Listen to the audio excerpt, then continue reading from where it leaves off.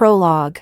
I had been in a hidden marriage with the best actor for 5 years. He was always surrounded by scandals. Yet he never once wanted to make our relationship public. On a variety show, the others probed me about whether I'd ever been in a relationship. Even he smiled and said, "Amanda, I know plenty of reliable men. Should I introduce one to you?" In my previous life, on this very day, I had lost my temper and taken out our wedding ring. The trending young actress Celine had burst into tears and run out. Zach didn't say anything at the time, but afterwards he grew colder and colder toward me. When I had a massive hemorrhage during pregnancy and was rushed into the operating room, he didn't even check on me. He was busy celebrating Celine's birthday at a Michelin-starred restaurant. When thugs hired by Celine destroyed my innocence and I turned to him for help, he merely watched with indifference. It was then I realized, in his eyes, I was nothing more than a shameful ornament, something to be kept in the dark. In this life, I simply smiled and said, "Yes, I have." He's not in the industry. We're getting married at the end of this month. Chapter 1. Gasps erupted all around. No one had expected me to publicly reveal my relationship on the show. Zach's face darkened instantly, the glass in his hand bending out of shape under his grip. He looked like he wanted to say something. But seated beside him, the bright and radiant Celine batted her eyes first. "Wow, Amanda, you've been hiding it so well. If it weren't for losing this round of truth or dare, were you planning to keep it from us forever?"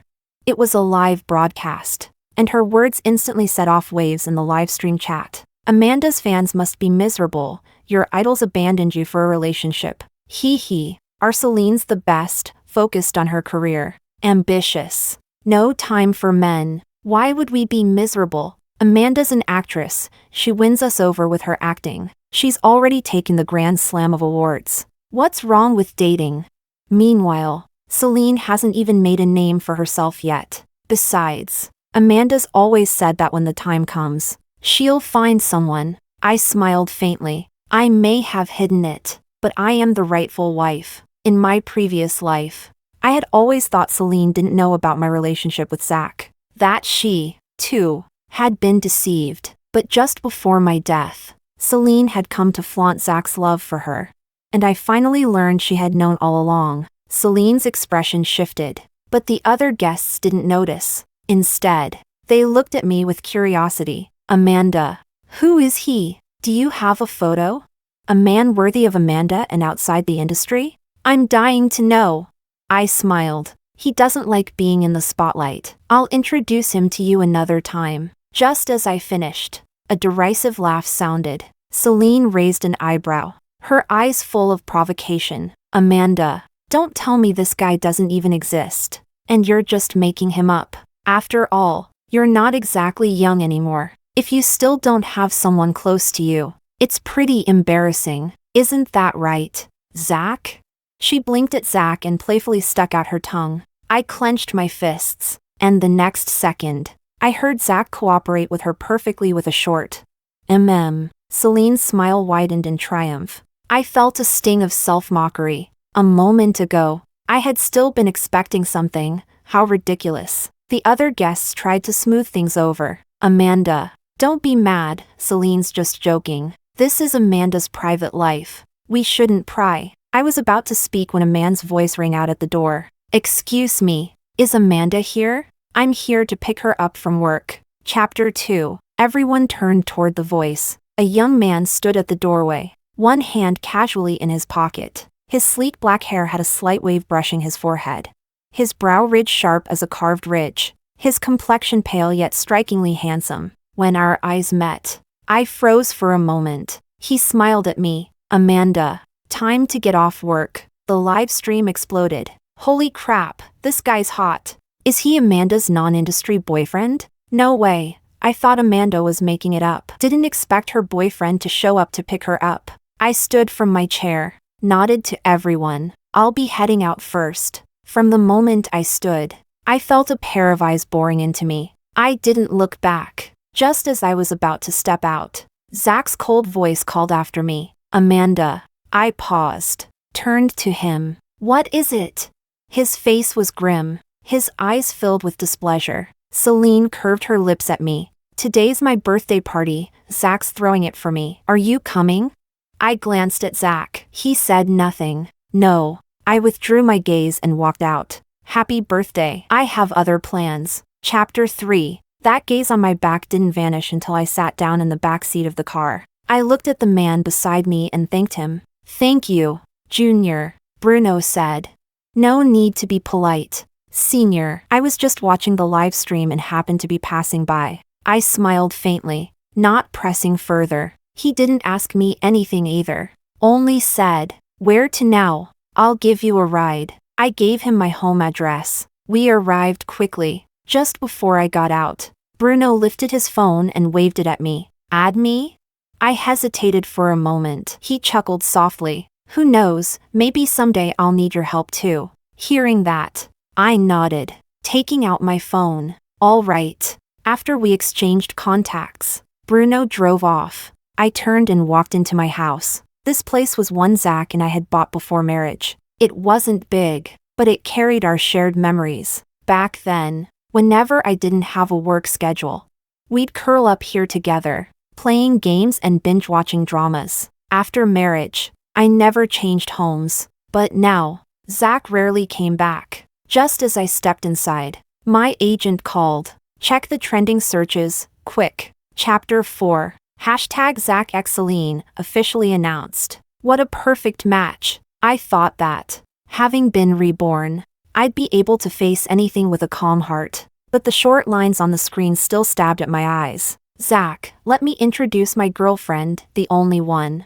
Celine. Celine, the days ahead are long. From now on, I'll be walking them with Mr. Zach. Zach and I had dated for 5 years, been married for another 5. I'd waited 10 years for this public announcement. And now, Zach handed it to someone else, so easily. My agent's voice went on. There are rumors online that Celine's been the other woman for someone else, and Zach's stepping in to protect her. It's infuriating, but isn't Celine exactly that? You and Zach have been married for years, and you haven't even, Monica. I cut her off softly and asked, when will the visa be ready? She fell silent. You've decided to quit the industry and go abroad?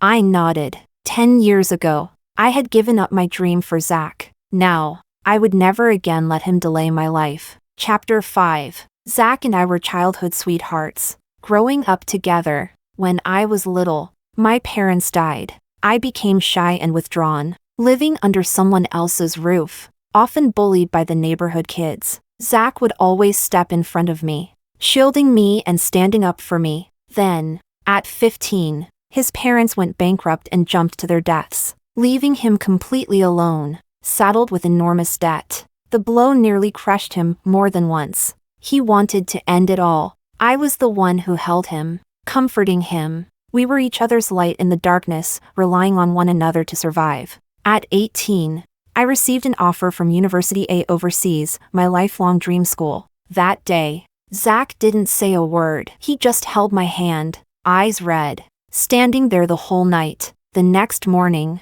I turned down the acceptance letter and instead accepted a talent scout's invitation to enter the entertainment industry. I wanted to pay off Zach's debts. He was still young. His future was ahead of him. He couldn't be shackled by debt. But the industry wasn't easy. I auditioned and filmed day and night, taking every job I could get. I drank so much at business dinners I vomited blood. Finally, in my 5th year after debut, I became popular from a drama and paid off his family's debt. People around me would ask if it was worth it. At the time, I'd look at Zach, cooking for me every day, staying by my side, and think it was. But now, the alert on my phone cut through my thoughts. It was a call from Zach. I thought for a moment before answering. His voice was cool, quite capable now. Aren't you? Learning to get other men to act with you, trying to piss me off?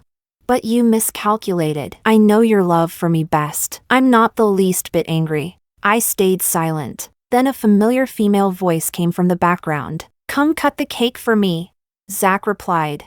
Coming. Then he spoke to me again. You know, Celine and I have a new drama together. Once it finishes airing, I'll break up with her. Don't overthink it. Tonight, be good and wait at home. I'll bring you your favorite dish. Chapter 6. My thoughts drifted. Zach had entered the entertainment industry after visiting me on set and being noticed by a director, Who invited him to act? At the time, I immediately refused. Zach's dream had been to work in scientific research. If he took on an acting role, he would lose all connection to that path. But I hadn't expected Zach to approach the director in private. Afterwards, he held me, his eyes red, and said, "I don't want you to suffer with me. I want to make a lot of money so your life gets better and better." From that day on, Zach gave up his dream for me and devoted himself to breaking into the entertainment industry. As our schedules got busier, our contact became less and less. When the first scandal about him broke,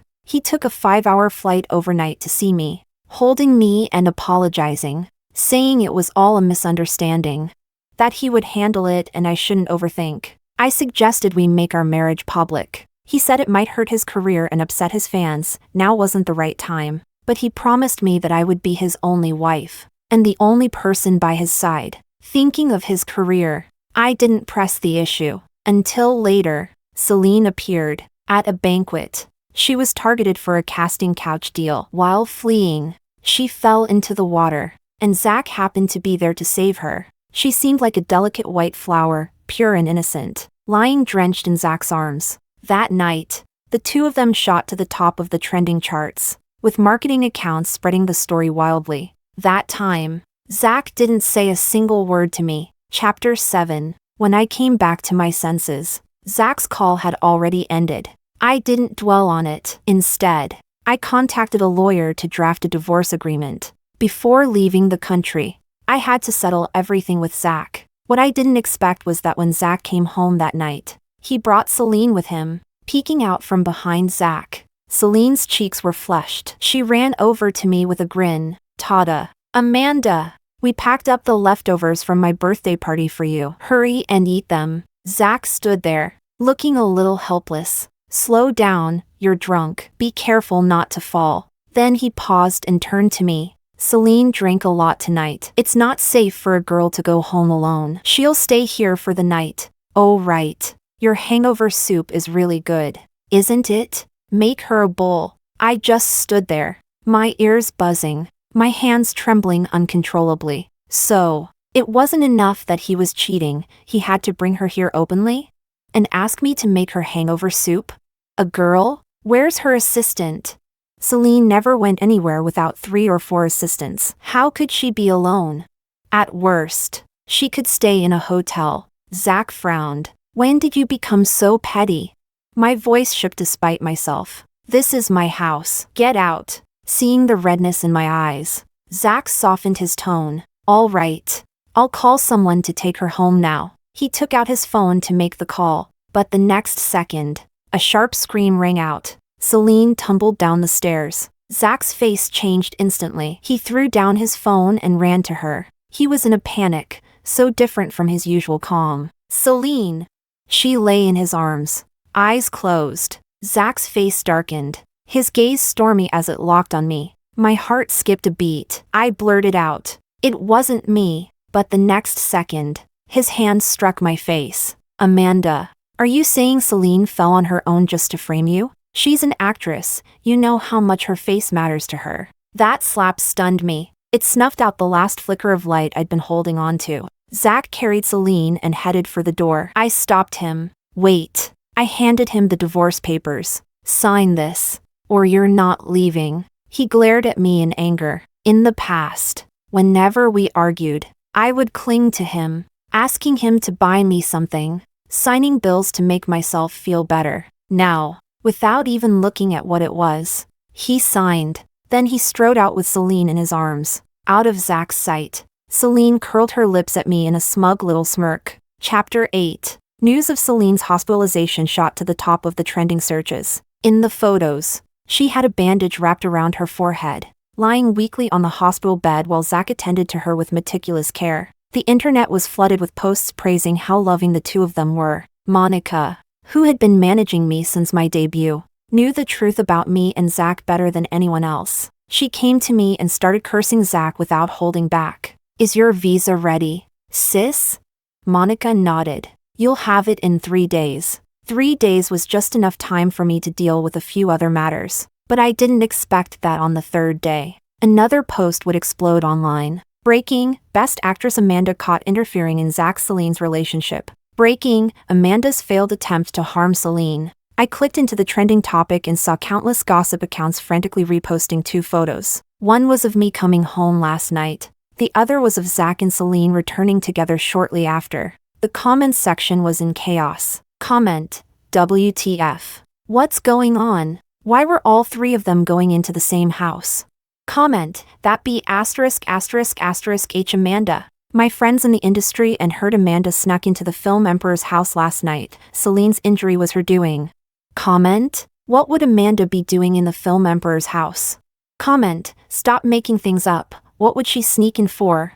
The arguments online were endless. Then, one comment shot straight to the top. Top comment: Amanda never had an outside boyfriend, that was all made up. She's been the film Emperor's dream girl for years. When Zach and Celine made their relationship public, Amanda got jealous, snuck into Zach's house, and pushed Celine down the stairs. I have proof, look at these pictures. Amanda used to be one of his biggest fans. When Zach first entered the industry, he barely had any fans. I had visited him on set and even used a secret account to do dedo work for him and help grow his fanbase. I had done all of that in complete secrecy, no one knew except Zach and me. But now, the pictures posted by this user hit me like a punch to the gut. Hands trembling, I called Zach. It took 5 tries before he finally picked up. Zach, was this you?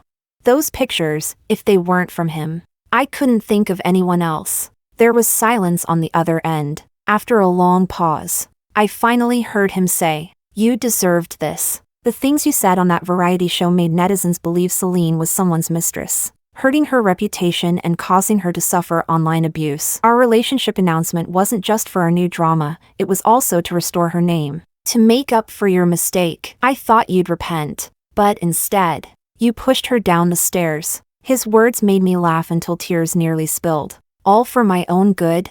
If she's not a mistress, what is she? A pure and noble saint? Amanda, you're being unreasonable. Zach's angry roar cut me off. What's done is done. I don't want your feud with Celine to worsen. Apologize to her, and I'll have her publicly say she forgives you. Then we'll let this go. Let this go? Easy for him to say. Easy enough that it was as if Zach had never been in the entertainment industry. I lifted my head, holding back my tears, ready to tell him exactly what I thought, when another voice came from the phone. Film Emperor. Celine's awake. She wants to see you. I'm coming. Zach's reply was immediate. When I looked at my phone again, the call had already been disconnected. Chapter 9. Zach hurried toward Celine's hospital room. Halfway there, he seemed to remember something and stopped in his tracks. He turned to his assistant and instructed, "Did you buy that necklace I asked for a while ago? The one Amanda once mentioned she liked?" The assistant nodded. "Send it to her." Zach knew Amanda had her pride. Asking her to bow her head to Celine would definitely make her feel wronged. But wronged or not, mistakes had to be punished. Fortunately, she was easy to coax. In the past, whenever she got angry, all it took was buying her something to make it better. Oh, and wasn't there a matching bracelet? Give that one to Celine. Chapter 10. When Zach's assistant came to deliver the necklace, Monica was showing me a live-streamed interview with Celine. In the video, she was lying on a hospital bed while Zach gently tucked in her blanket. A reporter asked, "Celine, have you seen what's been going around online these past few days? Is it true that Amanda tried to steal Zach from you and, failing that, pushed you down the stairs?" Celine forced a smile. "I don't blame her. After all, Zach is exceptional. There are plenty of women who like him." The reporter, enraged, pressed further. "So you mean it's true? Amanda's behavior is disgusting. How is someone like her fit to be a best actress?" Celine just smiled faintly, saying nothing, looking weary. Then the reporter noticed the bracelet on her wrist and exclaimed, "That bracelet looks familiar. Isn't it the one from the European royal family auction recently? I heard there's a matching necklace." Celine glanced at Zach, and the reporters immediately understood. The film Emperor and Celine's relationship is so solid, no one could ever break them apart. Monica, unable to hold back any longer, cursed loudly at the phone screen. She also kicked out the assistant Zach had sent. My agency wasn't one to be trifled with either. Whenever I wasn't filming, I would come home. So the security cameras at the gate had plenty of photos of me entering and leaving. The company released these through multiple gossip accounts. Post, isn't this Amanda's house? She's seen going in and out often. On the other hand, the film Emperor's been spotted here only a handful of times. Post, just because there are 2 photos of 3 people entering the same house doesn't prove Amanda pushed Celine down the stairs. Maybe there's more to the story? Stop jumping to conclusions. At the same time, my agency posted an official clarification. The online sentiment began to shift slightly until Zach personally made a post. Post from Zach, looks like Miss Amanda often sneaks into my house while I'm away to scope the place out. Attached was a photo of a property deed. Chapter 11. In that instant, I felt my blood surge to my head. A roaring filled my ears, and my vision blurred. Before paying off Zach's debts, we had squeezed into a cramped rental together. After clearing the debt, worried he might feel inadequate, I put his name on the deed when I bought this house. At the time, he smiled and told me, Amanda, don't overthink it. I believe in what we have. But now, what we had was nothing more than a blade he used to stab me, hard. Monica was fuming too. She never thought Zach would go this far. Marriage certificate. Post your marriage certificate. Where is it? Zach took it. He'd been the one keeping it. The day we got our marriage license, Zach had been overjoyed, kissing it several times. He said he wanted to frame both copies and keep them safe. Monica fell silent. After a long moment, she asked softly, Amanda, were you 2 really together for 10 years?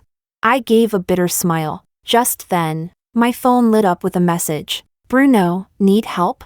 Me, thanks. But no. I turned off my phone and handed Monica a USB drive. Monica, send this out. Chapter 12. That house had surveillance cameras. Zach didn't know. I'm not the kind of person who likes having myself exposed on camera. But after often coming back to an empty home and dealing with harassment from stalkers outside, fear began to creep in, so I had cameras installed. The cameras recorded everything that happened that night. From Zach bringing Celine inside and asking me to make her Sobring soup, to me not even touching Celine, to Celine tumbling down the stairs on her own, and then Zach slapping me immediately afterward. Once the video was released, the entire internet exploded. Comment, whoa, wait. Amanda says in the video the house is hers, and Zach doesn't even deny it? Comment, but wasn't the property deed in Zach's name? Comment, see that? Amanda didn't even touch Celine, how shameless is she? Comment, from the footage, she just hit her forehead a little, yet she stayed in the hospital for days, wasting public resources much. Comment, mind your own business, our Celine paid for it. She can stay as long as she wants. Comment, is Zach really that brainless? Whatever Celine says, he believes? This scumbag's brain might as well be fed to the dogs. Comment, dog, disgusting. Comment, Celine is the film Emperor's girlfriend, of course he'll side with her. Honestly, I think it's handsome that he protects his woman. Comment, so what's the truth about these 3? What actually happened? Monica scrolled through the comments, reading them out loud and cursing Celine as she went. When she got really worked up, she cursed Zach too. After venting, she paused and looked at me. I smiled faintly. It's fine. He and I have nothing to do with each other anymore. Celine's response was quick. She immediately posted a clarification. Celine's post. Sorry for taking up public resources. That night, I was celebrating my birthday, and I got a little too excited and drank too much. Zach was worried I might run into danger going home drunk, so he brought me back to his place for the night. Unexpectedly, we ran into Amanda there.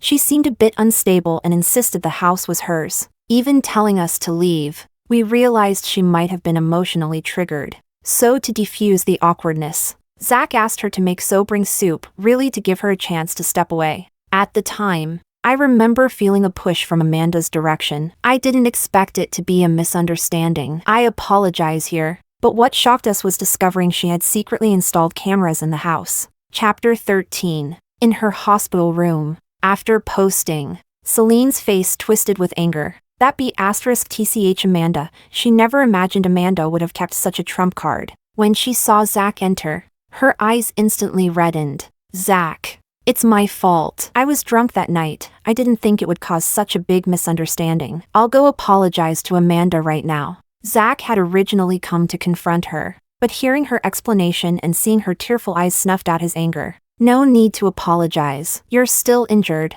I'll talk to her. Just focus on resting. Celine nodded sweetly. You're so kind. I just hope this doesn't affect your relationship. Zach took out his phone and called Amanda. After 4 or 5 tries, she still didn't answer. His brows furrowed. He was sure Amanda was just throwing another little tantrum. He tried calling Monica, no answer either. Just as his irritation mounted, another post shot to the top of the trending list. Amanda's post, there's still a long road ahead, see you all if fate allows. Attached, a formal retirement from industry statement. Zach's pupils contracted sharply. A sudden wave of dread hit him. Text from Zach, Amanda. What are you doing? Why would you quit the industry without discussing it with me? Don't you remember we're married? How can you make decisions on your own?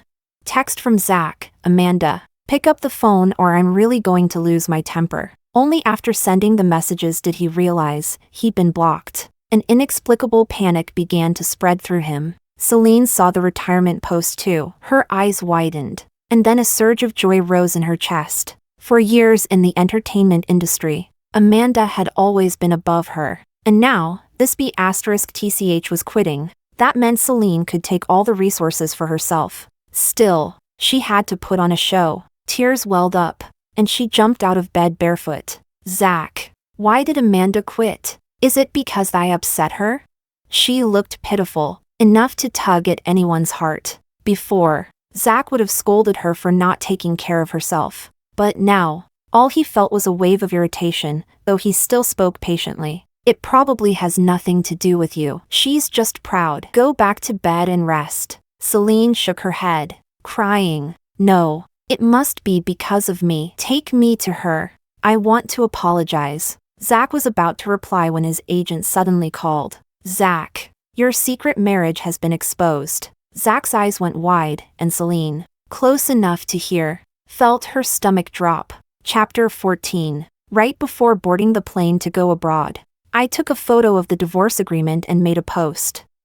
Some netizens asked what I was having Zach sign in the video. It was a divorce agreement. Sorry for deceiving everyone on the variety show. I don't have a boyfriend outside the industry. Only an ex-husband of 5 years. The house was bought by me, but the deed was in my ex-husband's name. After posting, I turned off my phone and boarded the plane. I didn't expect that. On the plane, I'd run into a familiar face. Senior. What a coincidence. Bruno was wearing a baseball cap and waved at me. He glanced at the ticket in his hand. Senior, I'm sitting next to you. I nodded, stood up from my seat, and let him in. We didn't speak for the entire flight. After landing, Bruno asked, Where are you planning to go, Senior?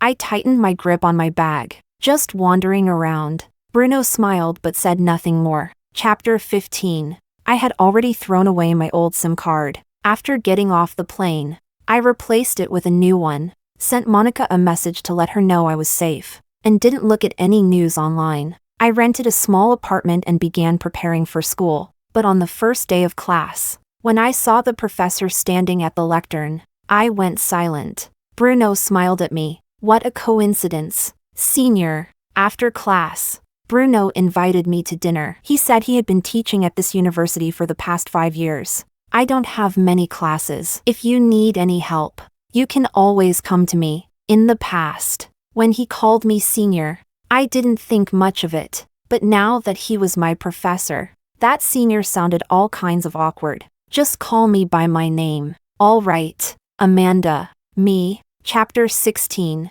In the days that followed, I focused entirely on my studies. Time passed quickly, and my relationship with Bruno gradually became more familiar. It's not that I didn't understand his intentions, but in my current state, I had no time, no energy, and no desire to start a new relationship. I found an opportunity to make things clear to him. Bruno smiled. That's your choice, but liking you, that's my choice. You can't control my thoughts too. Can you?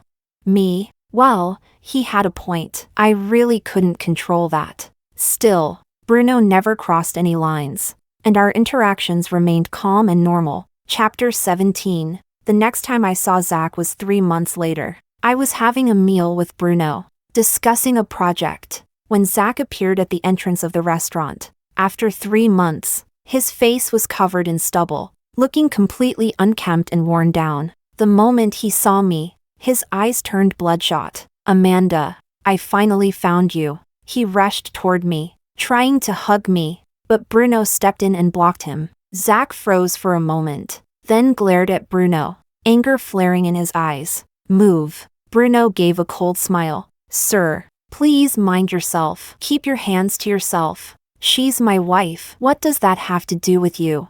Zach's eyes widened. Bruno corrected him. "Ex-wife." The moment I saw Zach again, my brow furrowed instinctively. In the past, every time I saw him, I'd feel joy, but now, all I felt was disgust. "Amanda, I didn't know that was a divorce agreement. If I had known, I never would have signed it. It doesn't count." Bruno replied. "Right, because you were too busy tending to your injured little lover." Zach choked, glaring daggers at Bruno. "Amanda, I wasn't thinking straight at the time. We've known each other since we were kids, over 20 years of feelings. Can you really just throw that away?" He stood there, eyes red. In the past, seeing that look would have made my heart ache and soften, but now, all it did was make me feel sick. Bruno added, "Of course you weren't thinking, your whole mind was on your little lover. You had nothing left for Amanda." "Enough," Zach snapped, losing patience. "What happens between my wife and me is none of your business. You have such a huge company under you, if you've got time to meddle here. Maybe your intentions aren't so pure." Zach narrowed his eyes, sizing Bruno up. "I bet you've got ulterior motives." Bruno admitted. "Yeah, I want to pursue Amanda." "Me?" Zach completely lost it. "Shameless." His voice was so loud it drew attention from nearby tables. I slapped him hard across the face. "Zach, when you and Celine publicly announced your relationship while we were still married, did you not think you were shameless? When you slept with her, did you not think you were shameless? When you gave her resources and let her steal my role, did you not think you were shameless? When you two worked together to ruin my reputation online and drive me to the edge, did you not think you were shameless?" The color drained from Zach's face in an instant. His lips trembled. "No. Amanda, I never wanted to destroy you. You were my wife." "I didn't." You knew all along." "Yes, I knew. Celine told me herself. In my previous life, right before I died, Celine had come to gloat and told me. So that's why you." "I'm sorry. It was my fault. That day. I was drunk, I'm sorry. But it was only that one time. I didn't mean it." Bruno cut in. "You meant it. You." "Enough. Zach, whether it was intentional or not doesn't matter anymore." I looked at him. "Because you've already made me feel disgusted. Deeply, utterly disgusted. Find some time to finalize the divorce paperwork." Without waiting for a response, I left. I'd eaten enough anyway. I grabbed my things and walked out of the restaurant. Bruno followed right behind me. Chapter 18. After that day, I never saw Zach again. During that time, I tried contacting him to ask when he would go handle the divorce paperwork, but he never replied. When my patience was wearing thin, Monica called me. "Zach's in jail. He pushed Celine off a high-rise." "Me?" Monica showed me a video. In it, Zach was confronting Celine. "Didn't we agree not to tell Amanda? Why did you?" He slapped Celine across the face and grabbed her by the neck. Celine begged for mercy, swearing she hadn't broken their agreement. But Zach didn't believe her. He pushed her off the building. "Didn't you once falsely accuse Amanda of pushing you? Well, now it's real, only this time.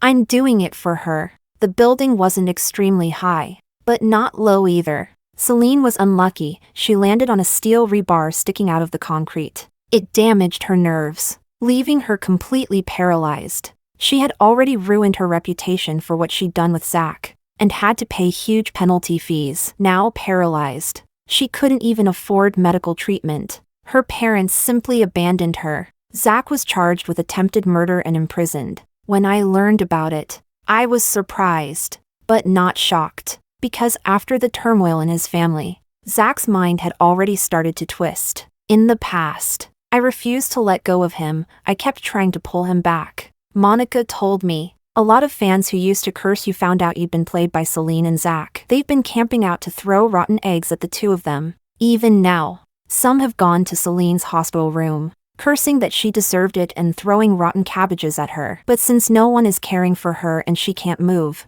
she just has to endure it. By the time doctors and nurses found out, she smelled so bad it was unbearable. And a lot of fans are asking if you'll return to the entertainment industry. What do you think?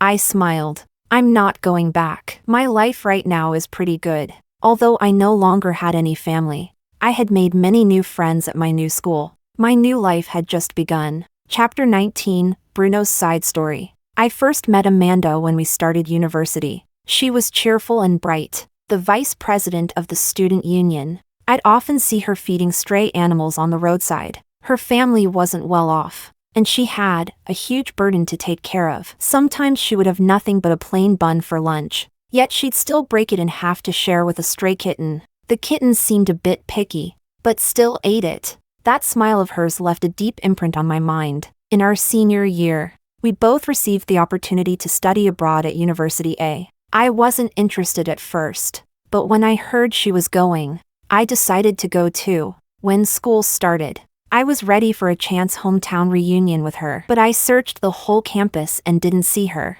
After asking around, I learned she had given up the offer. I thought maybe she was worried about tuition, so I planned to sponsor her anonymously, but it turned out it was because of that burden she carried. The first time I met him, I didn't like him, and my instincts were right. Later, we both entered the entertainment industry. She shone brightly, while I took a position at University A. Though I never actually taught a class, she rarely appeared on variety shows, but I watched every single drama she acted in. I even went to pick her up at the airport in private. I had my company's endorsement team contact her, but she turned it down, giving it instead to that burden of hers. At that time, I really wanted to blacklist him, but I held back. Because he was someone she cared about. I didn't want to make her sad. But that shameless man didn't cherish her. He even cheated during their marriage. When I saw her being bullied on a live stream, I couldn't hold back and stepped in to defend her.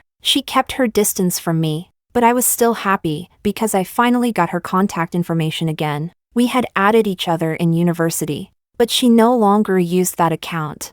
I didn't expect that the shameless man and that disgusting White Lotus would attack her so viciously, throwing dirt on her name again and again. I couldn't help but contact her, wanting to help, but she told me she didn't need it. Later, I thought about acting first and telling her later, but then I saw her post the divorce agreement and her retirement from the industry. At that moment, a thought flashed through my mind. Could she be? I made some inquiries, found out her flight, and bought the seat next to hers. Even though we didn't talk much on the flight, I was satisfied. As I guessed, she enrolled at University A after arriving abroad. That's when I was truly grateful for my position there. I became her professor. She was still distant, but it was much better than before. I knew she had been hurt, and she wouldn't open her heart easily, but I won't give up. After all, I've already waited so many years. Story 2.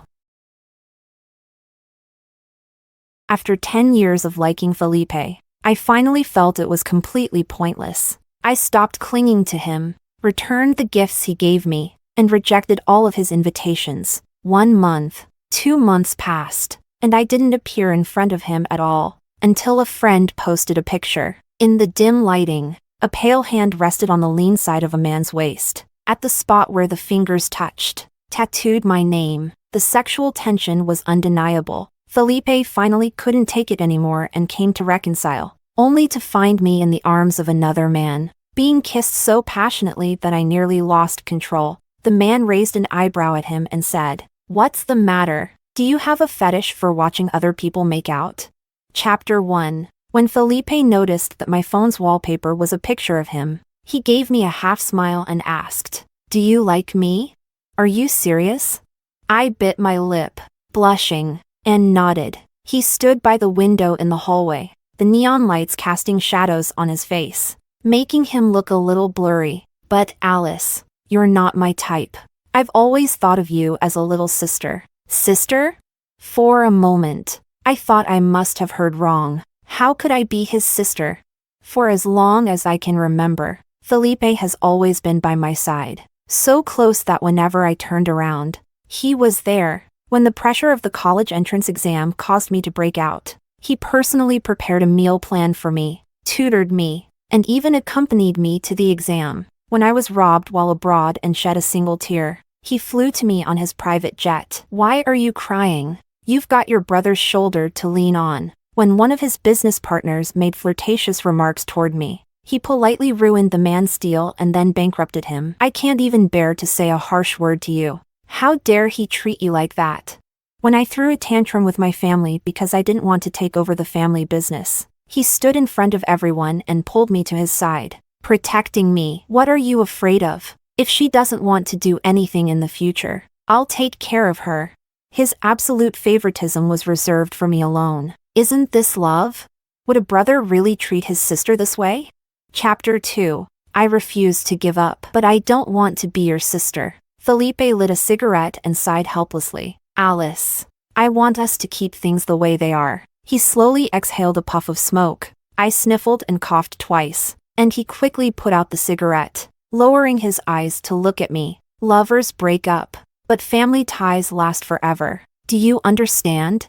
I shook my head. You're still young. You can't tell the difference between love and habit or dependence. Try dating a few people. You'll figure it out.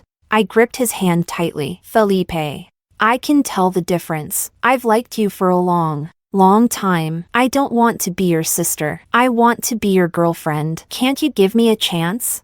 This was my all-in gamble, risking my pride, but he remained silent. Silence was an answer too. Tears uncontrollably streamed down my face. He just looked at me, a trace of impatience flickering in his eyes. By the time I finished crying, I suddenly felt tired, and I suddenly felt ridiculous, like a child trying to win attention by crying. This version of myself was too pathetic. I slowly stopped crying. Felipe pulled his hand away. It seemed like he was trying to make sure I would completely give up on this relationship, or maybe on him altogether. The smile at the corners of his mouth gradually faded, and his entire demeanor radiated a cold indifference, as if he couldn't be bothered to deal with me. Alice. Girls who throw themselves at someone lose all their value. The words I wanted to say got stuck in my throat. This was the end of the conversation. Saying anything more would only make me feel even more embarrassed. So, I forced a smile. Got it,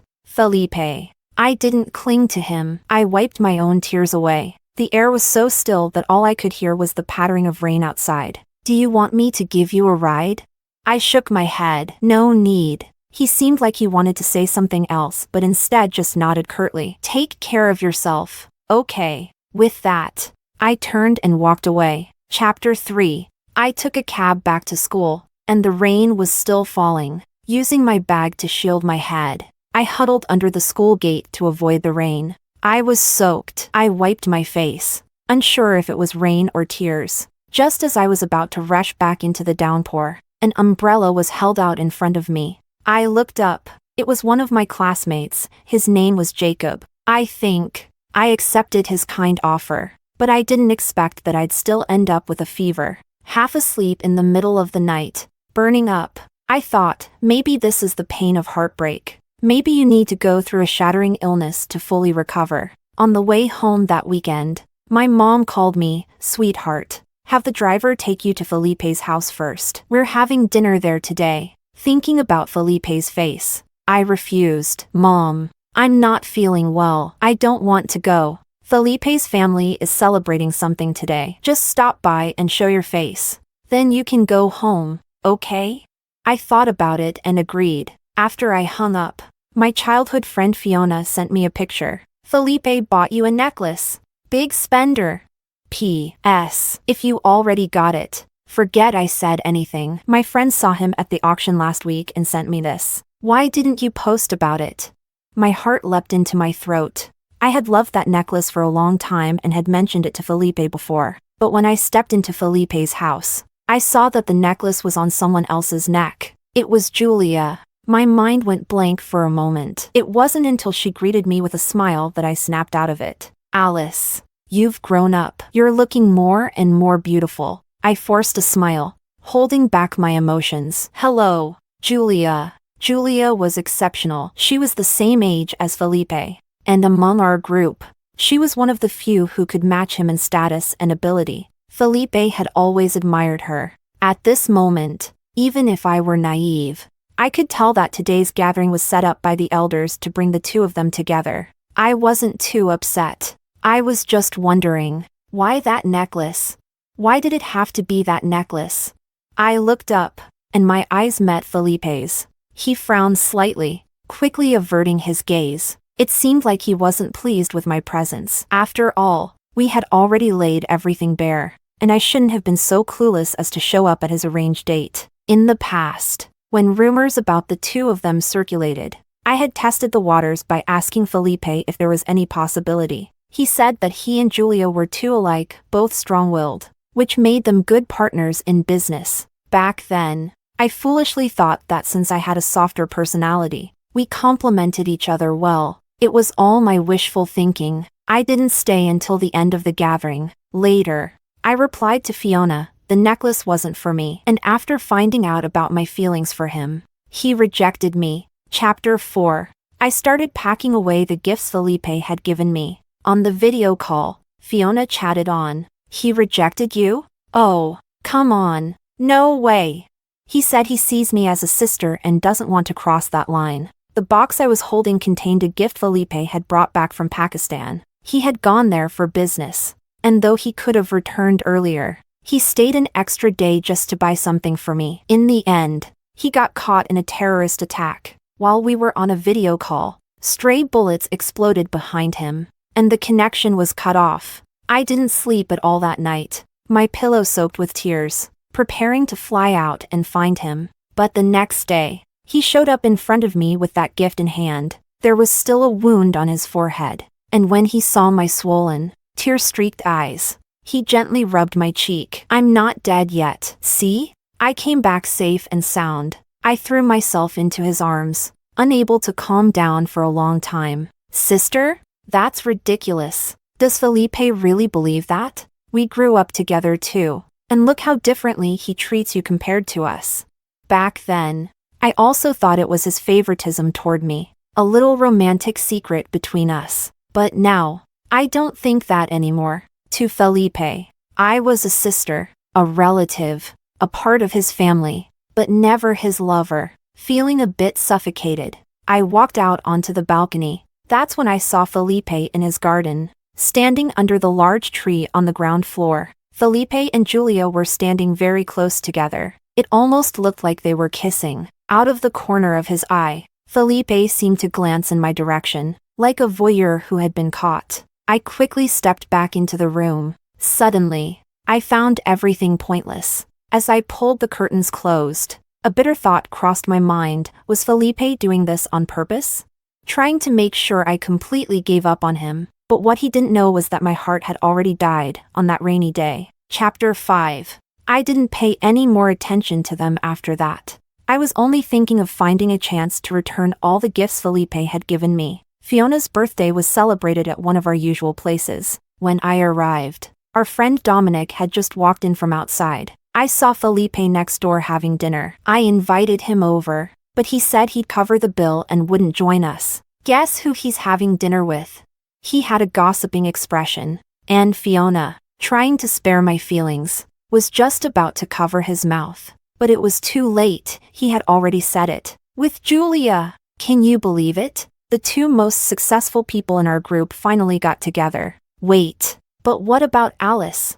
Can you stop talking for once? Is it really that hard? Fiona threw a cushion at him. Dominic looked confused. Fiona, what's up with you? Did you eat a bomb or something? I'm just saying, Alice. Why are you so worked up? Fiona rolled her eyes at him and turned to comfort me. Alice, don't be upset. Men come and go. Out with the old, in with the new. I smiled. It's your birthday. Don't worry about me. My birthday wish is for my best friend to be happy. Forget about Felipe. Does he even realize how rare it is to love someone for so many years? What a fool! Listen, here's my advice. Go book a male model. Make him dote on you. Revolve his whole world around you. Trust me, you'll be so into it. You won't even think about Felipe anymore. And then, let Felipe regret it. Even if he were a god, you wouldn't give him a second glance. A male model? Regret? Fiona, what kind of wild ideas are you coming up with now? Dominic chimed in. As they argued, I stepped out for some fresh air. Looking down, I saw a familiar figure being surrounded in the alley below. His arms were covered in cuts, and his clothes were torn. When he lifted his face, I realized it was Jacob. Chapter 6. We had been classmates for 3 years, and I never imagined Jacob's family was struggling so much. I saved him. Then, I gave him some money to help pay off his debts. The rest, use it to cover your grandma's medical bills. It was my way of repaying the favor for that umbrella on that rainy day. He stood there, stunned, his eyes slowly turning red. The young man clenched his fists tightly, veins bulging. His pale skin, illuminated by the streetlight, seemed fragile, almost shattered. He said he would pay me back as soon as possible, or if I ever needed anything, I could always come to him. Sometimes, fate works in strange ways between people. Or maybe, when you look back on a decision, you realize you don't even know what made you make it at the time. And that's how Jacob, somewhat unintentionally, became my first boyfriend. In my mind, he had always been cool and aloof. I'd heard from my roommates that his name often appeared on the confession wall, but he was never focused on that. Instead, he had started working on a business venture with some seniors early on. He had won numerous awards in entrepreneurship competitions and was top of the class in his major, always with his own goals. Very distant from me. Back then, my life consisted of nothing more than completing my studies and staying close to Felipe. So now, with the roles reversed, I was curious, what would it be like in a relationship where someone is endlessly attentive and only has eyes for you? Would it make me feel cheap? By senior year, there were fewer courses, and Jacob fulfilled his role perfectly. When we were together, he was always the one to take the lead. Despite being busy with his career, he still prioritized me, even though our relationship had initially been built on money. 1 month, 2 months passed, and with hormones running high, we started holding hands, hugging, and acting like a normal couple. I didn't try to reach out to Felipe anymore. Fiona told me that she and Dominic once ran into him while out. He asked about me. Fiona accidentally let it slip that I was dating someone. Felipe's face turned dark, and after giving us a cold laugh, he didn't even say goodbye and just left. What do you think that means? I didn't know, but that night, I did receive a message from him. So, you've finally made something of yourself. It seemed vague and out of context, so I didn't reply. By then, quite some time had passed. When he called, Jacob and I had just left the library. Are you on campus? In the sunlight, Jacob held up an umbrella for me, quietly turning his head away. He was giving me space. I hummed in acknowledgement, even though Felipe and I weren't lovers. The relationship between our families made it impossible for us to become enemies. Besides, he hadn't really done anything wrong to me. He just didn't like me. That's all. I'm at the university for a forum and happened to pick up your favorite little cakes, he said in the same tone as always, as if my confession had been just a trivial moment in the past.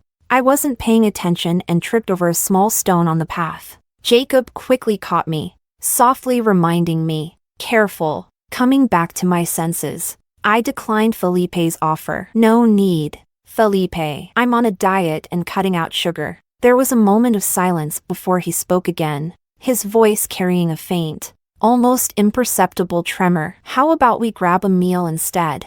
I've already made lunch plans with my boyfriend. For a long moment, there was no sound from his end. Then I heard his increasingly heavy breathing, laced with disbelief. Boy, friend? Felipe, Fiona wasn't lying to you. I really do have a boyfriend. Chapter 7. As I turned the corner, I saw Felipe standing in front of my dorm. His refined presence drew the attention of every girl who passed by. He saw me too. He walked toward me with long strides. I hung up the phone, pursed my lips, and greeted him. Felipe, Alice, aren't you going to introduce us? Was it just my imagination, or was there a hint of gritted teeth in his voice? Before I could answer, Jacob interlaced his fingers with mine, holding my hand in a firm grip, as if trying to make me a part of him. With his usual politeness and a gentle tone, Jacob spoke. Hello, I'm Jacob. Felipe's expression remained cold as he looked at Jacob, though the bag of desserts in his hand was now crushed out of shape. He shifted his gaze to me, raising an eyebrow. Why don't you tell him who I am? For a moment, I was completely baffled. What did that mean? Feeling uncomfortable under his intense gaze, I reluctantly turned to Jacob. This is my neighbor, Felipe. As soon as I said the words, the bag slipped from Felipe's hand, and the dessert scattered across the ground. I heard Felipe's strained voice. Neighbor?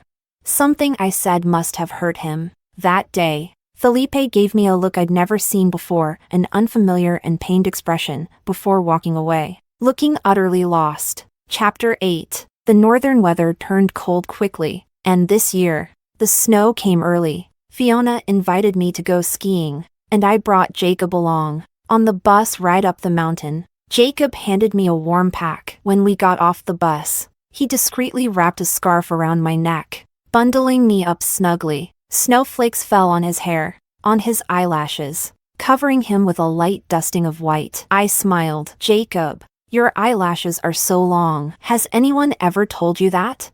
He smiled faintly, shaking his head. No. Well, now someone has. Do you think we could balance a matchstick on them?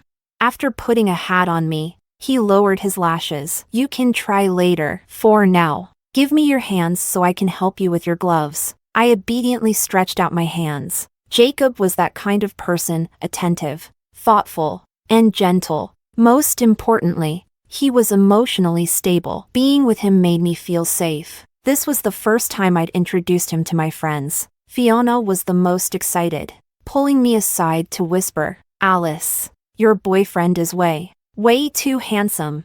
I told you, the best way to get over one relationship is to start a new one. Oh, by the way, Felipe is here too, but it looks like he's busy with business. I nodded. After all, we were part of the same social circle, so it was impossible to completely avoid seeing him. If I tried too hard, it would just make it seem like I still cared. Jacob brought over a thermos cup. You were coughing earlier. Drink something warm to soothe your throat. I smiled at him. You and Fiona should go get your gear. I'll watch you ski. To be honest, I'm pretty terrible at sports, and after all these years, I still hadn't learned how to ski. I'll take you skiing. His gaze was intense, and he didn't seem to be joking. You're good at it?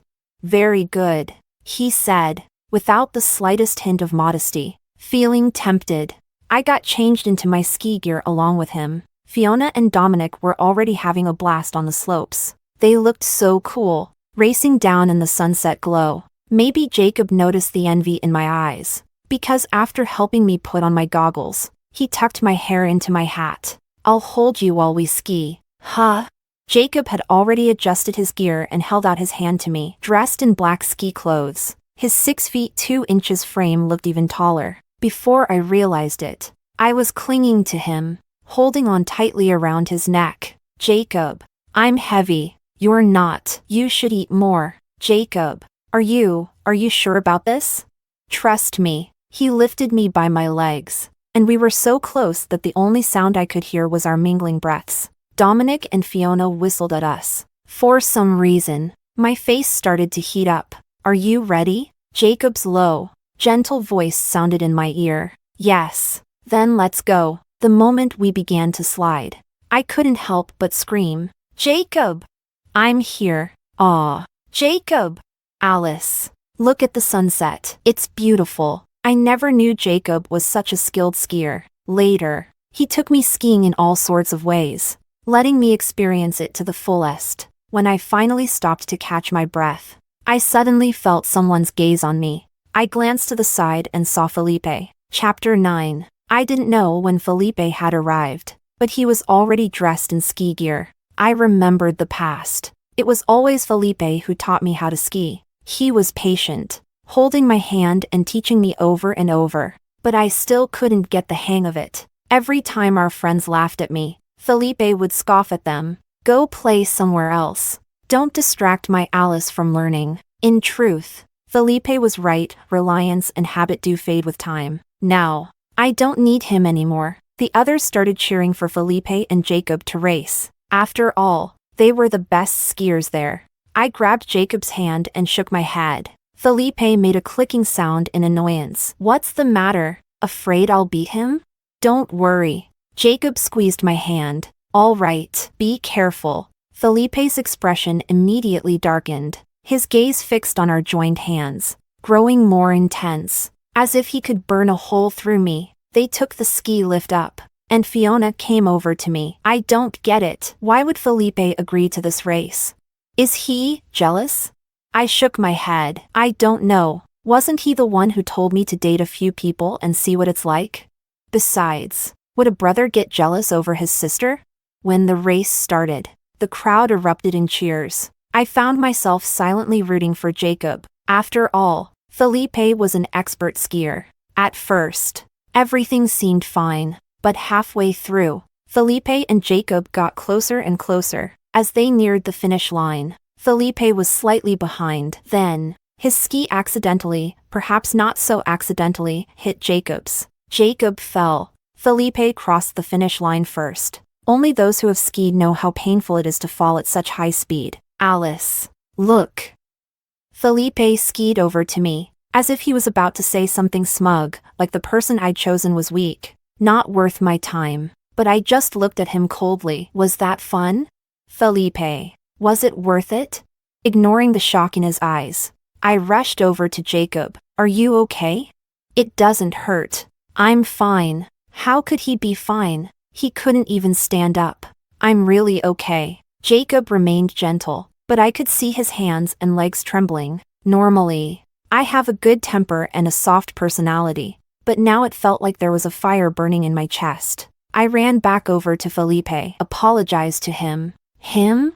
Felipe looked like he had just heard the most ridiculous thing. Alice, do you even know what you're saying? I do. Felipe, you knocked him down. I saw it. So what? You're going to take the side of someone you barely know over me? I stared at him in silence. Felipe's brow furrowed deeply as he looked at me in disbelief. Alice, do you? I cut him off. I like him. Is that so hard to believe? And by the way, he's not someone I just met. I've known him for a long time. I spoke each word clearly. His name is Jacob, and he's my boyfriend now. For a moment, everything went silent. So silent that even our friends held their breath. Everyone knew that for years. My eyes had only been on Felipe. I was his little shadow. Everyone assumed that eventually, at the right time, we'd end up together. I thought so too. But everyone missed one important detail. If someone truly likes you, why would they make you wait? The tension hung in the air. Fiona nudged Dominic, trying to get him to pull Felipe away. But Felipe, his eyes reddening with anger, lashed out. He kicked over his snowboard, sending snow flying into the air. Then he shouted at me, "Fine. All these years, I've wasted my time caring about you." With that, he stormed off, disappearing into the wind and snow. I went back and slowly helped Jacob to his feet. Chapter 10. The private ski resort had its own medical team. After an examination, they found that Jacob had a few soft tissue injuries, and his knee and ankle were slightly dislocated. Throughout it all, Jacob remained calm and gentle, reassuring me not to worry. Even when the doctors were resetting his dislocated bones, Jacob didn't make a sound. I felt a sting in my nose, and after the doctors left, I sat beside him. I'm sorry. I didn't know something like this would happen. I also didn't know that Felipe would do something like that. In the soft, warm light, Jacob's gaze was especially gentle. He held my hand and gave it a reassuring pat. It's okay, Alice. Thank you for bringing me to meet your friends. I'm really happy. Jacob was always like this, always gentle. When I left his room, I ran into Felipe leaning against the wall in the hallway. We just stood there, silently looking at each other. In the end, he sighed and walked toward me. He reached out, like he used to pat my head, but I moved away. What? Are you afraid of me now? He frowned. You're being this guarded with me now? Felipe, I have a boyfriend, so it's not appropriate for us to have this kind of close contact anymore, contact that might be misunderstood. I didn't want to fall into the trap of assuming he liked me just because of a small gesture. That chapter had ended. Even if we were like brother and sister, there needed to be some boundaries. Felipe clenched his jaw, the corners of his lips twitching. You ungrateful little thing. How long have you been with him that you're already defending him like this? Do you like him that much? I just think I should respect this relationship. And showing respect means pushing me away? Felipe. I called his name. In the past, when Fiona and the others called him Felipe, I would always softly call him by his first name. But after the last time, I started calling him Felipe. I think my actions made my feelings clear. You were the one who said that girls who make the first move lose their value. Did you forget? He let out a frustrated laugh. You're still holding a grudge? It's not a grudge. I stepped past him. I just don't like you anymore. Chapter 11. After that day, I didn't see Felipe for a long time. I would occasionally hear people say that the project he and Julia were working on was a huge success. They said the two of them were a powerful team and that something good was bound to happen between them soon. I didn't care much and spent most of my time in the dorm working on my thesis. The rest of my time was spent with Jacob. He introduced me to his friends and told me about the project he and his senior colleagues were working on. Sometimes, when they were busy, I'd quietly sit in their office, working on my own stuff. He would occasionally bring me a blanket to keep warm or prepare some snacks for me. During meetings, if I so much as coughed, he'd discreetly hand me honey water, then continue with the meeting. It seemed like he never refused any request I made. I became immersed in his warmth, and gradually, I understood what Fiona meant. When you're surrounded by love, you don't think about anything else. The day before New Year's, Jacob gave me a gift. It was a necklace, though it couldn't compare to the one I had before. I knew it was the best he could afford at the moment. He also handed me a bank card. What's this? There's 500,000 in it. I'm repaying part of the money I owe you. I was shocked. Jacob, where did you get so much money? Meeting my gaze, he slipped the card into my bag. The game we released blew up after we advertised it on social media. This is part of the profit. I knew about the project they were working on, but I hadn't expected such a small game to bring in so much money. There's no rush, I said. To me, that money was just the cost of a bag. I wanted him to keep investing in his business. As if he knew what I was thinking, he smiled. I've kept enough for myself. Don't worry about me. My grandma is being well taken care of too. I accepted his repayment. But suddenly, I had a thought. Since our relationship started because of money, would it end once he finished paying me back? Chapter 12. Come on, girl. Don't tell me you've really fallen for Jacob. I thought about it. Fiona shook my shoulders. Really? I thought again. Liking someone didn't seem like such a difficult thing, so I nodded. Images of Jacob filled my mind. He was a calm, gentle person, always patient with me. Aside from his startup friends, there were no other girls around him, and he always made sure to keep a respectful distance from others. I had heard my roommates describe him as a high mountain flower. I used to think he must be cold and difficult to approach, but once I got to know him, I realized he had a warmer side too. In the empty corridors or the garden with the swaying tree shadows, Jacob would often hold me so tightly that it felt like I could barely breathe. But we had never kissed. What did you say? You two have been dating for almost 6 months and still haven't kissed? Is he, like, not capable? That's not it, I guess. It just seemed like he respected me. Fiona quickly returned to a serious expression. Okay, enough of that, Alice. You have to understand the gap between your families. Not to mention the fact that your relationship started off, well, kind of complicated. Look at the stories in the news, men from modest backgrounds marrying rich girls, and then walking away with half their fortune. It's fun for now, but before graduation, I think you should break up. Don't get too deep into this. If you really like this type, you can always find someone else to take care of later. I wanted to say something to argue, but then I realized that, at some point, Felipe had appeared behind us, and maybe it was my imagination, but I thought I saw the corner of his lips curl into a smirk. What was he smiling about? Chapter 13. As soon as I got home for New Year's, my mom dragged me next door. In the past, both families always spent holidays together. Your Felipe is sick, running a fever. Go upstairs and bring him some water while I help your aunt. I was pushed toward the staircase, holding a glass of water, but I had just seen him last night, and he seemed perfectly fine. How could he be sick all of a sudden? When I knocked and entered his room, Felipe was lying in bed with a fever patch on his forehead, looking pale. It seemed like he really was sick. I walked over and called his name, Felipe. He raised his hand, and I quickly passed him the water. Are you feeling any better? His fingers brushed mine, and his temperature was indeed high. Startled, I quickly let go of the cup. Lowering my eyes, I noticed he seemed a bit unhappy. Still, he pointed to the table. I got you a gift. You really don't have to, Alice. His tone grew more serious. Suddenly, he started coughing. I reached out to pat his back. He grabbed my hand. Since when do you refuse a gift from your brother? I sighed internally. Felipe used to give me gifts on every occasion, big or small, but what? Now that you have a boyfriend, you're ditching your brother too?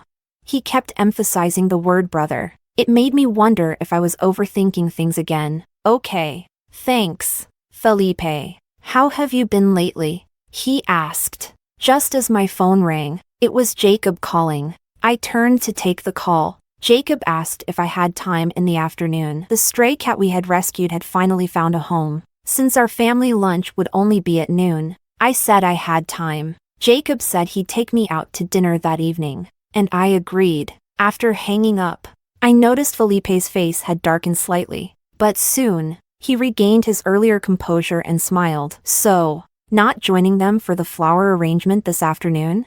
I pressed my lips together and nodded. Chapter 14. At the dinner table, my mom brought up the topic of Felipe and Julia. She asked if the two of them were dating. Felipe was quick to deny it. No, we're just working on a project together. My mom smiled. Julia is a great girl. You should hurry, or some other guy might swoop in. Right after she said that, Felipe's eyes landed on me. I wasn't sure what he was thinking. Felipe's mom laughed too. You shouldn't just worry about Felipe. You should also think about Alice. She's already 22. I quickly put my chopsticks down, waving my hands. I've got it under control. Look at how scared the kid is. I was just about to say that Dominic. He has good looks and character. No, not Dominic. That boy's a bit too single-minded. Kind of clueless, my mom said with a grin. At that very moment, Dominic, relaxing at the Hot Springs Hotel with Fiona, sneezed. After dinner, I excused myself to leave, but Felipe decided to come back with my dad, saying he needed to trim the garden's grass. I went upstairs to pack my things. As I passed the room where I kept gifts, I paused for a moment. Then I placed the gift Felipe had just given me inside, without opening it. When I headed downstairs, I heard my dad shout. I rushed over. Alice, call the ambulance. Your brother Felipe hurt his foot. Chapter 15. At the hospital, Felipe looked at me apologetically. It's been too long since I last used that machine. Busy, huh?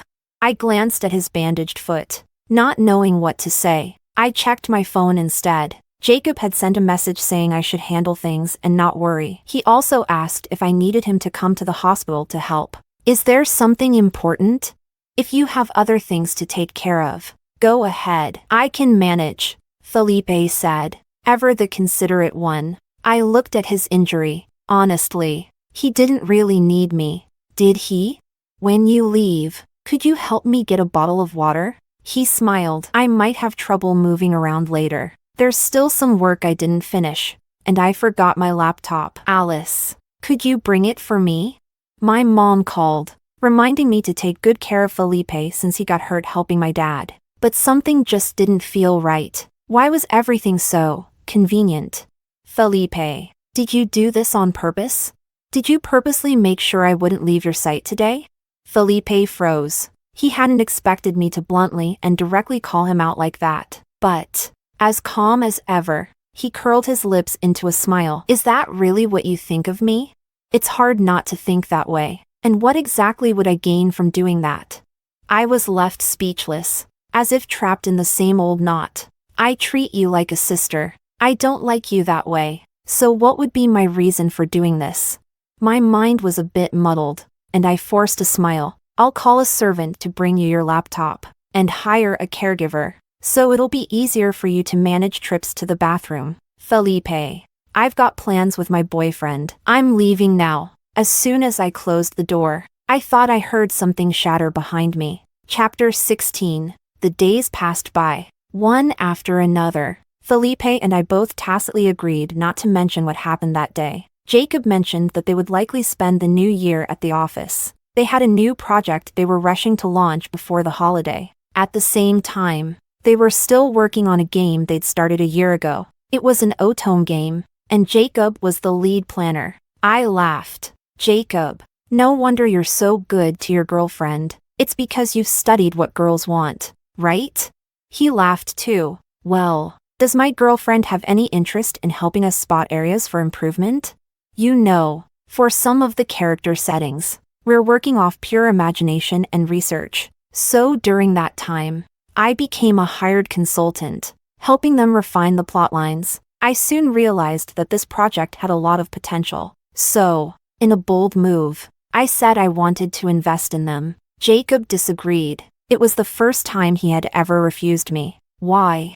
If I invested in them, they would have the funds to speed up the development. Alice, I'm already so grateful to you. When I was at my lowest, you helped me. You saved me from being crushed by life, allowed me to keep my family, to keep studying, and to keep pursuing my startup. I've climbed out of that difficult time, and my life is steadily improving. I have you now, and I treasure our days together. I don't want you to give any more for my sake. You took the first step. Now let me walk the rest of the way towards you, step by step, okay?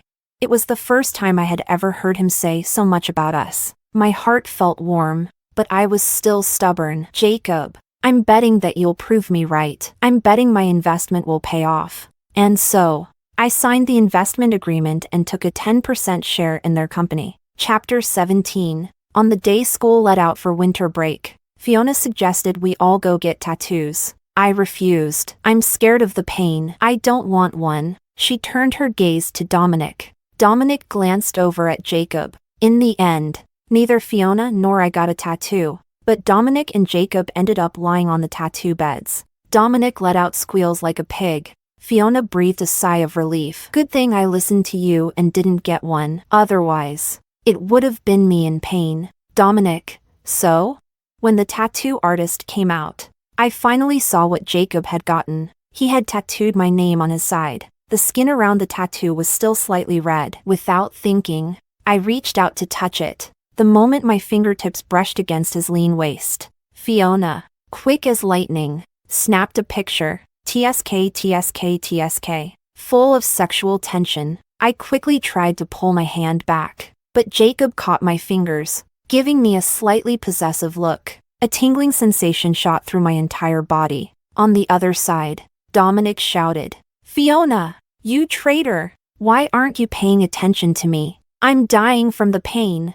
Fiona posted the picture on her social media. A lot of friends commented below it.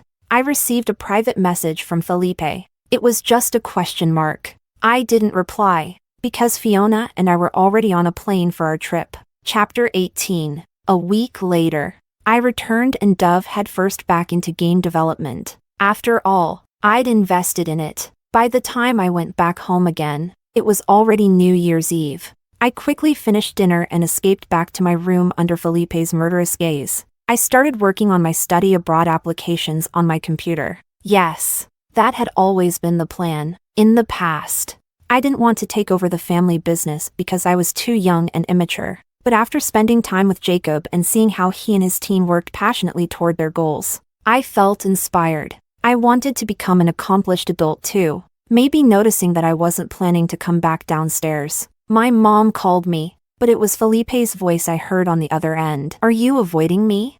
I hesitated. Since our last unpleasant conversation, we hadn't spoken for a while. I stared at my computer and slowly replied, no, on my tablet. Jacob's message popped up. I'm at my senior's place. I'll be done by 8 p.m. Do you have any plans later? I turned on speaker mode so I could free my hands to reply, no plans. I'll come pick you up later. Then, maybe Felipe had heard the notification sound, as his tone turned colder. Texting your boyfriend again? I gave a nonchalant hum in response. Felipe, you guys have fun. I won't be joining. Happy New Year. You don't want this year's gift either?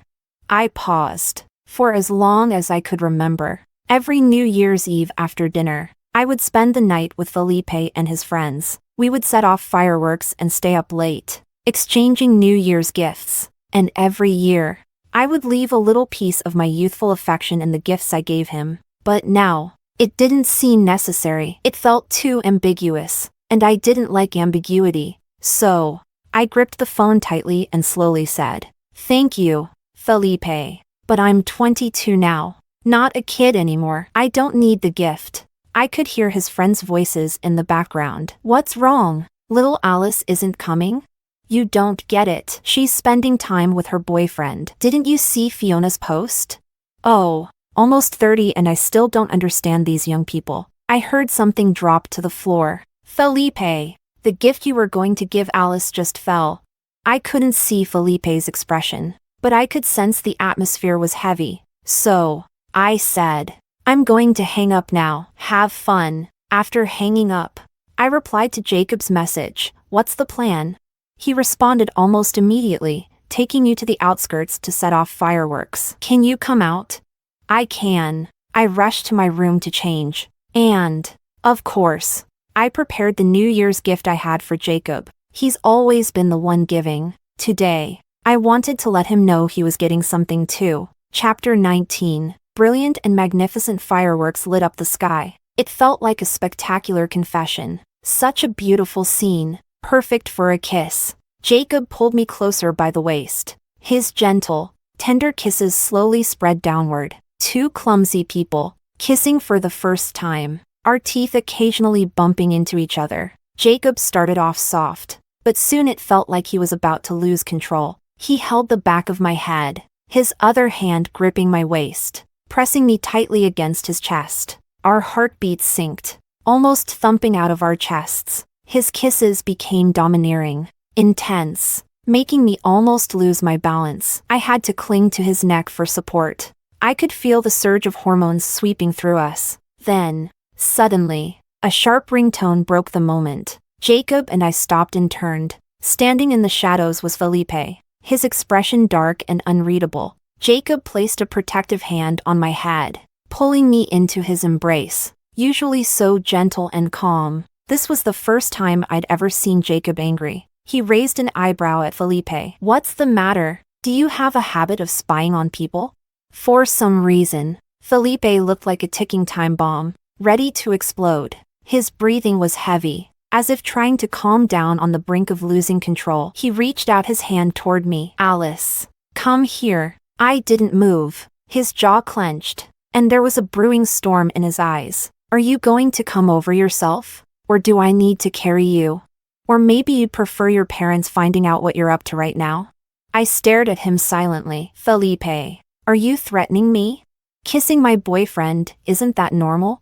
He slowly closed his eyes. When he opened them again, he stormed toward us. And then, without warning, he punched Jacob in the face. Chapter 20. They had a fight. My parents found out about my relationship and put me under house arrest. I protested, but it was useless. You don't even know him. Why are you dismissing him? He's an amazing person, my dad said. Alice, don't try to make a mistake. The gap between you two is too wide. It won't work. My mom added. This is your first relationship, and I understand how you feel. But Alice, you're my only daughter. I just want to see you with someone we know well. Felipe said. You two come from different worlds. I sneered. Felipe, are you happy now? Is this the result you were hoping for? I'm doing this for your sake. I don't need it.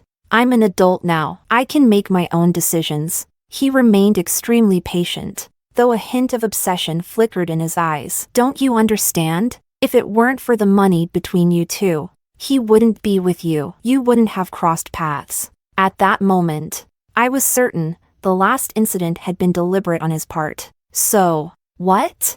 Felipe reached out to touch my face. So, break up with him, and then we can be together. Weren't you the one who used to cling to me all the time? I slapped his hand away. Did you forget how you rejected me? You said I wasn't your type. Yes, he replied without hesitation. I regret it. I don't want to see you with someone else. I love you. I threw all the gifts he'd ever given me into their garden. Then I laughed. You know, Felipe, I don't quite understand. If you really loved me, how could you have rejected me? You only feel regret because the girl who used to follow you around has disappeared. And it makes you uncomfortable because I was the one who confessed. And you were the one who rejected me. You think the person who should be cool and indifferent should be you. You think I should be heartbroken, clinging to you, not moving on to a new relationship 6 months later. He shook his head in confusion. No, that's not it, Felipe. You were the one who said, girls shouldn't be too forward. It makes them look cheap. So now, you'll just have to watch me fall in love with someone else. Chapter 21. When Julia came to see me, I was quite surprised. I've only met Felipe a few times. We're not actually together. If there had been any feelings between us, we would have gotten together long ago. It felt like she was saying this to me but also to herself. Julia sighed. Felipe likes you. These days, it seemed like everyone was telling me the same thing. And so what? What does that have to do with me? I didn't want to entertain the conversation. He rejected me himself, said I was like a sister, and now he's saying he likes me? Doesn't he find himself ridiculous? Julia agreed. That's why I said he deserves to lose you. Anyone could see how different he is with you, but he couldn't see it himself. I pursed my lips and said nothing. I remembered that night in the rain, the way Felipe looked at me with such unfamiliar impatience. If someone likes you, would they look at you like that? He used to think that being family was better than being lovers, because once you fall in love, you face arguments, adjustments, even the risk of breaking up. He didn't want to lose you. He didn't want to ruin that relationship. So he kept things the same. But what he forgot is that even family members eventually grow apart and start their own lives. And once that bond is broken, there's no going back to the way it was. So when he saw you with someone else, he couldn't sit still anymore. He regretted it. Julia was analyzing his feelings, but I didn't care anymore. I'm not here to speak on Felipe's behalf, she added. She just wanted me to see things clearly, to be certain of my choice. Sometimes, when someone misses their chance, it's just gone. But what you have now, that's what's most precious, isn't it? In life, if you don't take a chance, that's what you'll regret. Alice, don't be like me. As she left, she handed me a letter. It was from Jacob. Chapter 22. My parents wouldn't let Fiona or Dominic visit me, so they had to send the letter through Julia. Inside was a bank card. Just like before, Jacob had paid me back double the amount. Alice, I've been very happy during the time we've been together, but I also understand the gap between us, my family, my career, in the eyes of the world. None of it matches you. At first, I thought maybe you were just playing with me or using me as a way to make someone else jealous. And I accepted that because I couldn't refuse you. I've liked you for many years. You're such an amazing, adorable girl. Who wouldn't like you? Alice, thank you for giving me this opportunity, not only for saving me from a tough situation but also for fulfilling my wish to be with you. Alice, I love you, and I want you to be happy. Please don't fight for me, okay?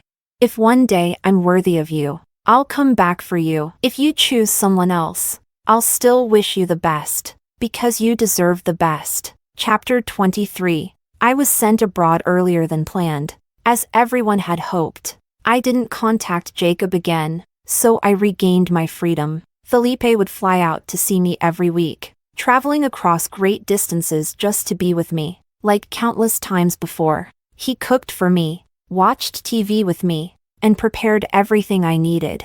But inside, I no longer felt anything. I silently accepted it all, because fighting back wouldn't bring me any benefits. Day after day, I threw myself into studying as if my life depended on it. I thought, if I became strong enough one day, then I would have the right to choose. So I began to engage with the family business. I put away all my distractions and worked hard to become better. My parents were pleased, saying I had finally matured. Felipe was happy too, saying we had plenty of time ahead of us. Everyone seemed to be happy, so why wasn't I? I would only think of Jacob when I was exhausted from studying. He used to help me highlight key points, hand me a glass of water when I coughed, and let me sleep in his arms when I was tired. Whenever I looked at him, the love in his eyes was always there for me, unconditionally. I sniffed. I took out my phone, staring at Fiona's social media feed. Would he remove my name from his skin? Now that he had repaid all the money, would he forget me? Chapter 24. By the second year, I had fully grasped the intricacies of the family business. I had also taken over the operations of the company's overseas branch, achieving excellent results. Julia, along with Fiona and Dominic, came to celebrate with me. Congratulations on the birth of our new boss lady. I grinned widely. Congratulations to me for becoming the next Julia. That night, we talked and talked, covering so many topics. When we got drunk, Fiona said, Jacob's team launched several small game apps, and they all went viral. Their small company now has hundreds of employees. The female-oriented game they launched last week topped the charts. He's amazing. The air suddenly became still. Jacob.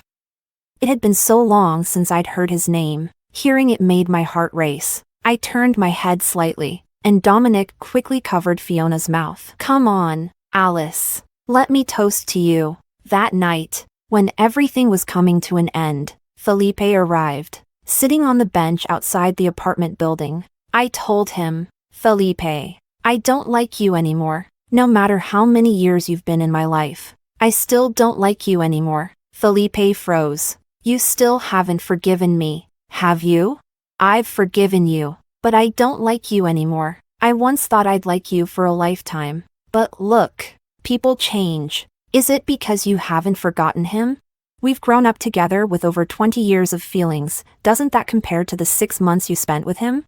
His eyes reddened as he questioned me. Timing in life is so important, whether too early or too late. It affects choices and outcomes. I shook my head. Felipe, you can't compare the two, and it's not even comparable. Julia once said, sometimes when something is missed, it's missed for good. Let's part on good terms. You can still be my brother, but I don't want to be your brother. A tear quietly fell down his cheek. It was like returning to the beginning of the story. Only the roles had been reversed. Felipe, I have someone else in my heart. There's no place for anyone else. Go home. Please don't come looking for me anymore. I stood up and went upstairs without looking back. Chapter 25. In the 3rd year, I completed my studies here, and the business of the overseas branch was thriving. I had also become the topic of praise among parents in our circle. For 3 years, I didn't go back. When Fiona came to help me pack my things, she asked, Are you still thinking about Jacob? I didn't answer. Have you seen him?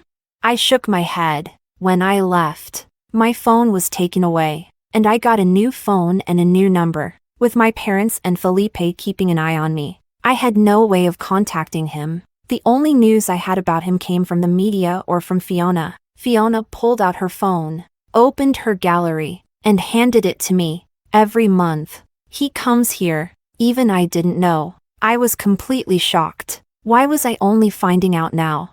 It was because of a post on a popular social platform from another international student. They mentioned frequently seeing a handsome man outside our school, as if he were looking for someone, or maybe just there to take a look. Many people commented, sharing photos, saying they had seen him too at various times over the years. He was always alone. When all the details were pieced together, they said he had been coming for 3 years, never failing, but had never found the person he was waiting for. I covered my face, and the tears started to flow. Chapter 26. As soon as I got off the plane, a notification popped up on my phone. It showed that a large sum of money had been deposited into my bank account. When I saw the company name that made the payment, I realized it. It was from Jacob's company, the one I had invested in years ago. I heard the game they released grossed over $100 million in just 1 week after launch. It became incredibly popular. His achievements over these past few years have made him a rising star, a hotshot young elite. He's always been capable, and I knew it. He didn't let me down. So, is this my share of the profit? At the same time, an unknown number appeared on my screen. For some reason, I had a strong feeling. It was him. My heart raced, and I answered the call. On the other end was Jacob's warm voice, "Alice, I've come to find you. If one day I'm worthy of you, I'll come back for you. Do you remember the bet we made 3 years ago? Jacob, I bet on you making me win. Bet that my investment would pay off." His voice was clear and deep, pleasing to the ear. "And over the past 3 years, all the letters I never sent, would you like to see them? All of them were addressed to you. Turn around, and